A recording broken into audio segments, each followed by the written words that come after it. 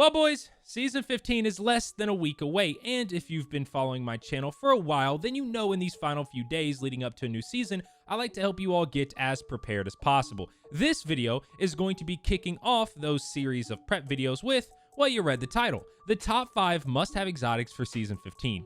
Time and time again, I have made videos going over what I believe to be the best exotics going into a new season are, and time again, I have been right. So trust me when I say that you're in good hands. With these exotics by your side, you're going to be able to jump into just about anything that the new season has to offer, and they're going to be there to kick names and take ass along the way. Now, you know we don't do 5-minute intros around here, so let's get into these exotics.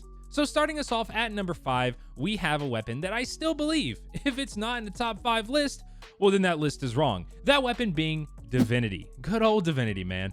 For anyone that doesn't know, Divinity is a 1000 RPM trace rifle that is acquired via a quest that ends in doing the Garden of Salvation raid. Now, as most of us know, Divinity isn't necessarily a good weapon. Like, I'm not going to be out here recommending a solo player rock this thing. It's not that good at ad clear, single target damage is kind of a joke, group clear is non-existent, and well, just shooting this thing at a boss with nothing else is just flat out wasting your time. But where Divinity really shines is with a team. If you're rocking Divinity and a few of your boys are rocking some high DPS weapons, well, you're going to be rolling through bosses like it's nothing. Now, of course, this is because of the exotic perk Judgment, which states sustained damage with this weapon envelops the target in a field that weakens and stuns them. Now, what all that essentially means is shoot at a big bad enemy and it's going to create a big white sphere that acts as a crit. So yes, perks like triple tap that require crit hits just got a whole lot easier. And then also that enemy is going to take 30% more damage from just about all sources. Divinity has really fallen in usage this season, and that's really just because of Breach and Clear.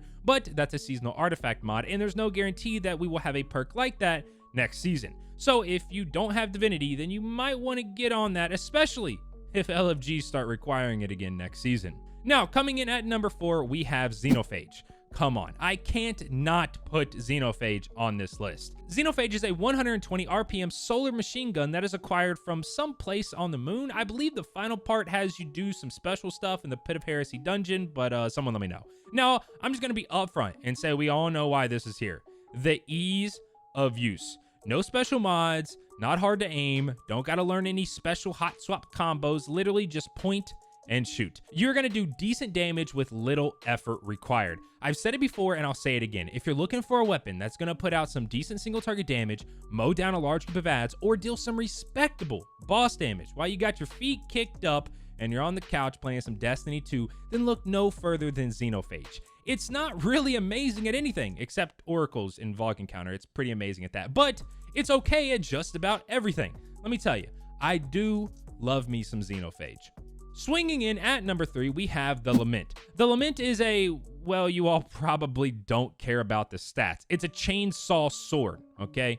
It is, however, acquired via a quest line that starts with Banshee and has you do a bunch of stuff on Europa. Now, even though I don't personally use Lament too much anymore, especially since they removed the ability to just yeet your way through just about any shield element, I'm not going to pretend that it's still not a powerhouse. If you've used Lament, then you know that it's literally like the best burst weapon in the game, with the only drawback being that you got to get up close and personal. Seriously, this thing will put down just about anything that's not a boss in just a few combos, and when it comes to bosses, well, if they are sortable, then this is pretty much your go-to. Lament has survived multiple nerfs, and I don't really see it going anywhere anytime soon. Making its way in at number 2, we have Witherhoard. Witherhoard is a 90 RPM kinetic GL that in all honesty needs no introduction. It's acquired from the Monument to Lost Lights in the tower for 1 exotic cipher, 100,000 glimmer, 150 glacial starwort, and 1 ascended shard. I honestly don't even really know what to say about Witherhoard. I mean, it's great at group clear, single target damage, and it's fantastic at background tickle damage when it comes to bosses. And this is mainly because of its exotic perk,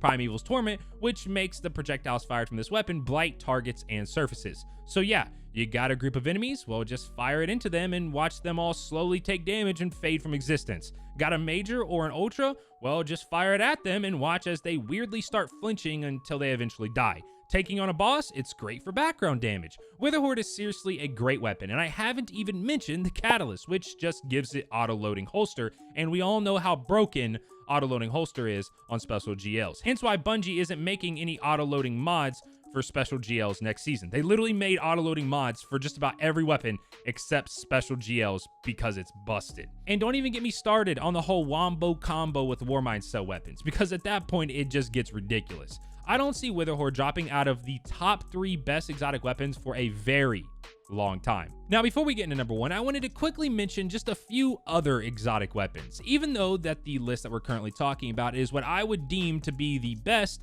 well, that's the beauty about Destiny. It can be played any way you want. Plus, I mean, you paid for it or used your internet to download it. So, I mean, seriously, play whatever way you want. Now, because of that, there are some other weapons that I find very good and fun. They may not be the best, but you may actually want to get your hands on them because I still feel like that they're pretty decent. I'm going to go rapid fire here just so this video isn't super long. First up, Trinity Ghoul, because, well, it's probably the ad clear king. Number 2, Deathbringer, because with the buff it received not too long ago, it's actually very good for damage. Izanagi's Burden for massive burst damage from a distance. Risk Runner, because it's just good at ad clear and also gives you a shield, so if you want to yeet yourself into some Vex Milk, then it's got you covered. Next is Eriana's Vow, because, I mean, well, it's Eriana's Vow. And finally, SunShot, because explosions, explosions, explosions. There are some others, but those are just the ones that I wanted to point out in particular.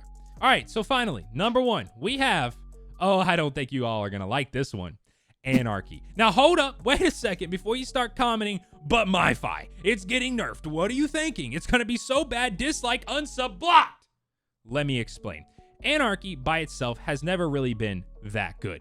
It's only good when you pair it with, well, something else. It's essentially the cherry on top, the icing on the cake, if you will. Anarchy currently adds around 14,000 DPS to whatever combo you're using. So if you're just using it by itself, well, then it's not that good because 14,000 DPS is actually pretty bad.